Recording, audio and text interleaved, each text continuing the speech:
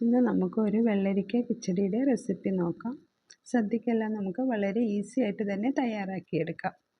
അതിന് വേണ്ടി ഞാൻ ഒരു മുറി വെള്ളരിക്കയാണ് എടുത്തിട്ടുള്ളത്. അത് ചെറിയ പീസായി കട്ട് ചെയ്തെടുത്തിട്ടുണ്ട്. അതിലേക്ക് ആവശ്യത്തിനുള്ള ഉപ്പും 1/2 കപ്പ് വെള്ളവും ചേർത്ത് നന്നായി ഇളക്കി യോജിപ്പിച്ച് കൊടുക്കണം.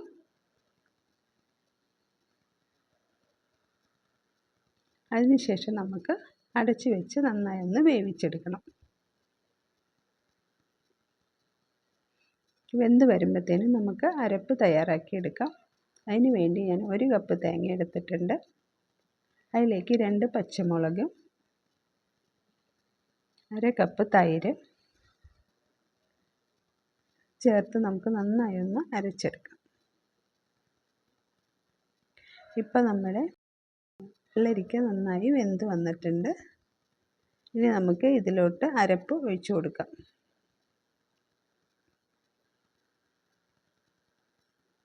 അരപ്പ് ഒഴിച്ച് കൊടുത്ത് നന്നായി ഒന്ന് ഇളക്കി യോജിപ്പിച്ച് കൊടുക്കാം.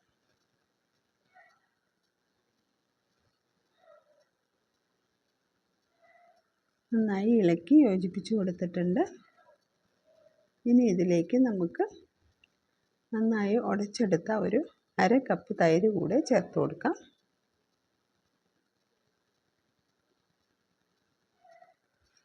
തൈര് കൂടെ ചേർത്ത് നമ്മൾ നന്നായി ഒന്ന് ഇളക്കി യോജിപ്പിച്ച് കൊടുക്കണം. തിളയ്ക്കാൻ പാടില്ല. നമുക്കിപ്പോൾ ഫ്ലെയിം ഓഫ് ചെയ്ത് കൊടുക്കാം. ഫ്ലെയിം ഓഫ് ചെയ്ത് കൊടുത്ത് നന്നായി ഇളക്കിക്കൊണ്ടിരിക്കണം, അല്ലെങ്കിൽ ചട്ടിയുടെ ചൂടുകൊണ്ട് അത് തിളച്ച് വരും.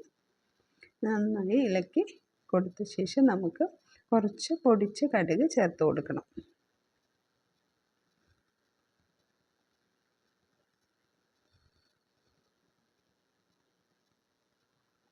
ഇനി നമുക്കിതിലോട്ട് കുറച്ച് പൊടിച്ച കടുക് ചേർത്ത് കൊടുക്കാം.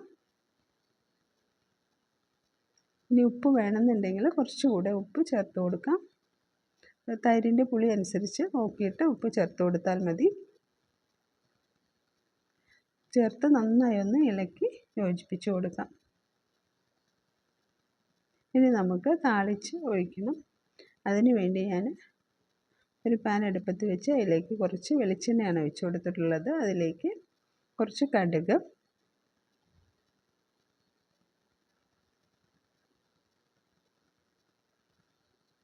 കുറച്ച് കറിവേപ്പിലയും വറ്റൽമുളകും കൂടെ നന്നായി ഒന്ന് മൂപ്പിച്ചെടുക്കാം.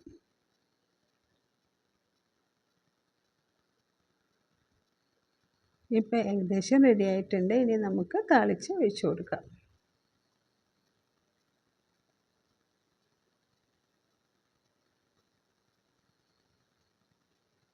ഇപ്പോൾ നമ്മുടെ വെള്ളരിക്ക കിച്ചടി റെഡി ആയിട്ടുണ്ട്. നമുക്കതൊന്ന് അടച്ച് വെച്ച് കൊടുക്കണം.